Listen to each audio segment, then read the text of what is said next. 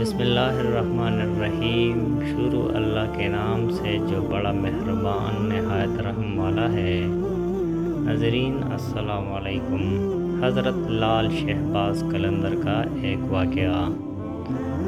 حضرت لال شہباز قلندر تشریف لے جا رہے تھے تو ایک ریچھ کو نچانے والا نظر آیا تو پوچھے تم کون ہو؟ تو بولا میں قلندر ہوں۔ اس دور میں ریچھ نچانے والے کو بھی قلندر کہتے تھے۔ آپ بے اختیار ہو کر مسکرائے۔ یہ بات اس ریچھ نچانے والے کو پسند نہیں آئی۔ کہنے لگا آپ کون ہیں؟ آپ نے فرمایا میں بھی قلندر ہوں۔ کہنے لگا آپ کیسے قلندر ہیں؟ نہ آپ کے پاس ریچھ نہ ڈگڈگی، تو تماشا کیسے دکھائیں گے؟ آپ نے فرمایا پہلے تم دکھاؤ پھر میں دکھاتا ہوں۔ ریچھ والے نے ڈگڈگی بجائی اور ریچھ کھڑا ہو کر ناچنے لگا۔ ریچھ والے نے آپ سے کہا اب آپ کی باری ہے۔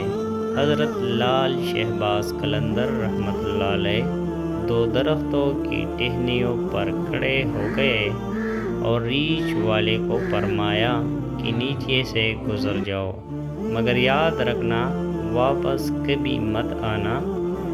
جیسے ہی ریچھ والا نیچے سے گزرا ماحول ہی بدل گیا۔ نہ وہ سورج کی گرمی، نہ گرد و غبار، جہاں تک نظر دیکھ سکے خوبصورت پہاڑ، سرسبز وادیاں، نہ گرم نہ ٹھنڈا۔ ابھی اسی سوچ میں ہی تھا کہ دیکھا ایک عظیم لشکر سپاہیوں کا گھوڑوں پر سوار تیزی سے اس کی طرف بڑھ رہا ہے۔ وہ گھبرا گیا کہ آج تو جان گئی۔ پاس پہنچ کر لشکر کا سپہ سالار آگے بڑھا۔ اس سے پہلے کہ وہ کچھ کہتا سپہ سالار ریچھ والے کو بولا بادشاہ سلامت، آپ کہاں گئے تھے؟ آپ کی سلطنت آپ کا انتظار کر رہی ہے اور ملکہ عالیہ آپ کا انتظار کر رہی ہے، اور ملکہ عالیہ کا رو رو کے برا حال ہوا ہے۔ اب وہ حیران پریشان شاہی گھوڑوں پر سوار ہو کر ساتھ چل دیا۔ جب محل میں پہنچا تو عظیم الشان عمارت دیکھ کر حیران ہوئے۔ اندر داخل ہوا تو خوبصورت ملکہ گلہ شکوہ کرتی لپٹ گئی۔ کہاں رہ گئے تھے آپ؟ سب بھول کر نہا دھو کے شاہی پوشاک پہن کر تخت پر بیٹھ گیا۔ سالوں گزر گئے، بچے ہوئے، پھر شہزادے بڑے ہو گئے۔ بڑھاپا آ گیا، جسم سے جان منہ سے ذائقہ چلا گیا۔ ایک دن اپنی سلطنت میں دریا کے کنارے بیٹھے ہوئے تھے تو خیال آیا کہ آخر ہوا کیا تھا۔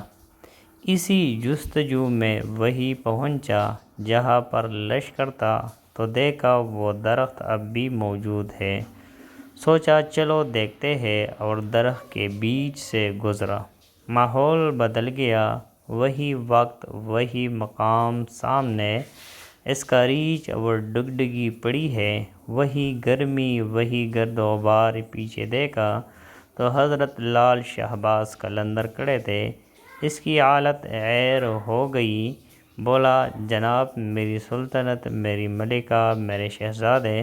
تو لال شہباز نے فرمایا سب تماشا تھا۔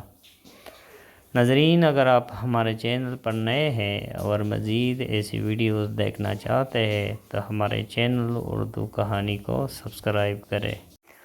ملتے ہیں اگلے ویڈیو میں، تب تک کے لیے اللہ نگہبان۔